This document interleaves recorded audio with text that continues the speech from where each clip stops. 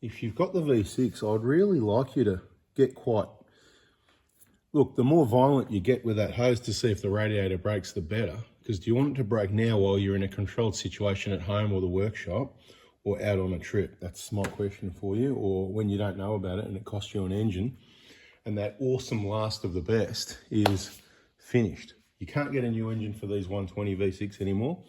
You can get one for the 150. Last time I checked, 18.5 grand. So it's not a cheap engine like the diesels. But with this one, I've got a spare radiator in stock at the dealer that I've ordered. It's ready to go. This one seems to be in good condition. I'm not going to try and break it on purpose.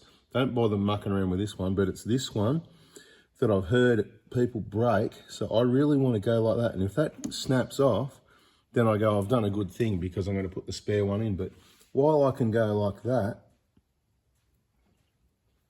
and nothing's happened with it, I'm going to keep the radiator as a spare. Now, there is some slight perforations in the alloy core and a little bit of leaking, but as you can see, it's still right on the full line. And part of leaving it there is the R&D to let people know if they actually really need to replace a radiator. When you've got the tiny little perforation, what I'm talking about is down underneath. Oh, I've got one clip in that so it doesn't blow away like on the other car, but how much coolant are you actually losing, and at what point, how urgent is it to replace the radiator? Because from what I've seen on these radiator legs, it's very minor and it uses the coolant super slow. And the key thing, it's not going to get bad quickly. It's not even a drip.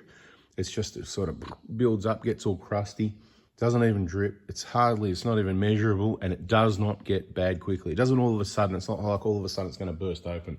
So this is where I'm trying to save you some money, so don't worry about it. But if you can get one for under 500 bucks genuine, get your hands on one. If you're planning to keep your 120, is the hot tip of the day.